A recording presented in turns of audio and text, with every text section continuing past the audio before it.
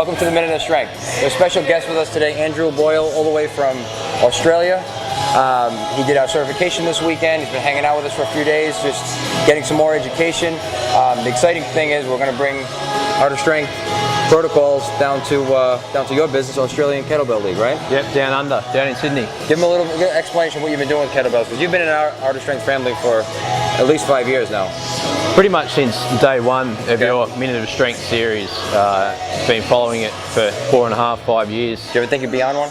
No, it's a little bit surreal, just a little bit. But yeah, it's great to be here. Had an absolutely fantastic weekend.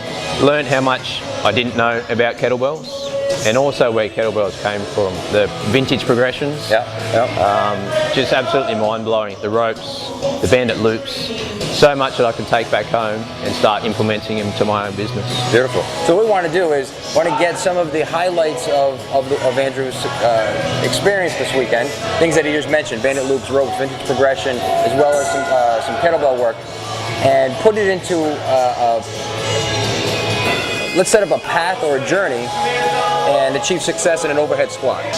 So what we're going to do is we're going to start off with what we have used as an observation tool, ropes gone wild. And get nice and deep on that squat.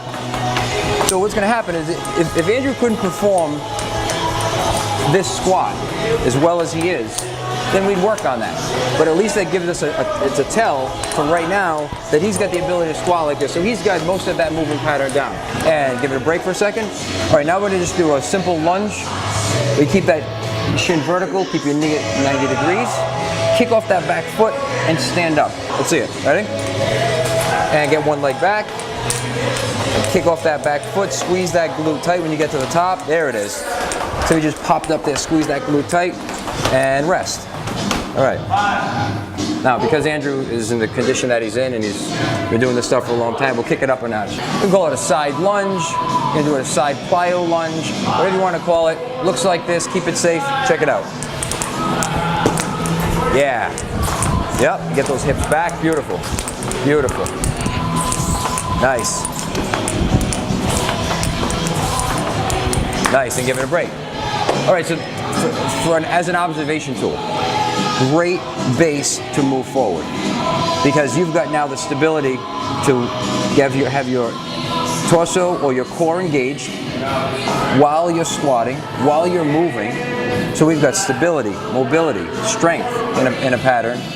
So now we build off that base, right? Like we worked out this weekend. And this is what we would do in any typical session. Jumping jacks with this to make sure you have the range of motion for that swing. Nice, look at that range of motion, beautiful. And give it a break. So let's work it backwards a little bit. Let's do this improperly, like we talked about earlier. If Andrew did not have success with getting his arms straight up overhead, no pain in the shoulders, right? No. Safe? If he actually had this for a range of motion, or felt like he needed to tug on those ropes to stabilize his shoulders, and this is what we see all the time, I would back it up one step and not actually do the vintage swing. So now we know he has that range of motion. Now let's put some strength and stability into that movement pattern. All right, okay. So we'll add that to the base that you already have with the squatting and with the ropes. So we're going to get that bell. We're going to hold it by the front sphere, exactly. We're going to get it behind the heels. His shins are vertical, a nice flat back. Arms locked out and relaxed. He's going to drive to the top, one shot. Go for it. Beautiful. Look at that range of motion. No pain in the shoulders. Bring it to the shoulder. Right back down. And drive it to the top. Good. Pull it back to the shoulder and switch sides.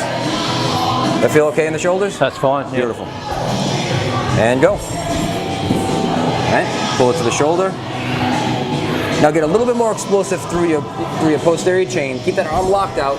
That was better. See how much faster that was? Yeah. It was a very deliberate move. Let's see what this looks like from the side.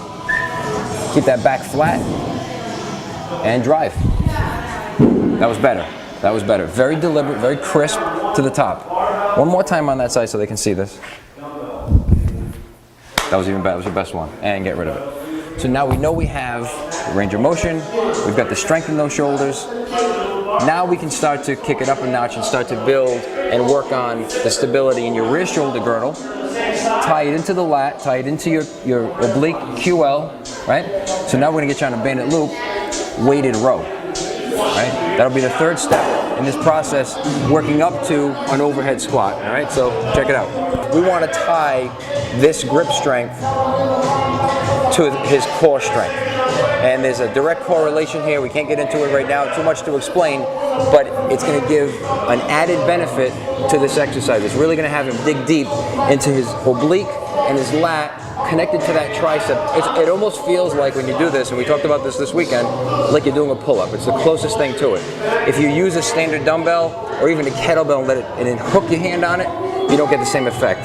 You've got to pinch this, which is true grip, and it gives you a little boost in this exercise. All right, so grab that with the right hand. You're gonna lean way back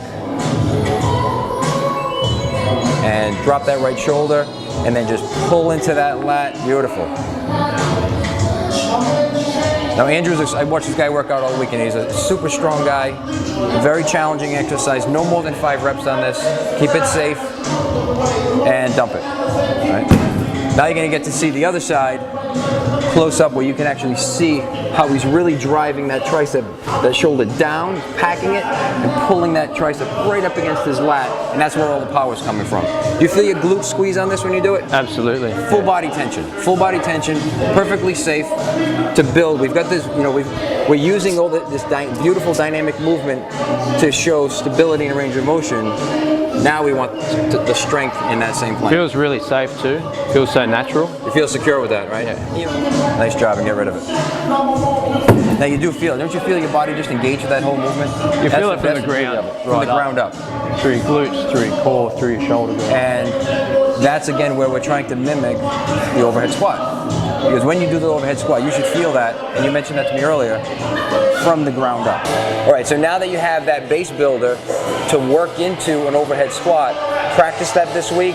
Next week we'll be coming back with a leashed overhead squat combined with a windmill and a press to further build that base and give you success at the actual overhead squat at a weight that he's never tried before. Check it out.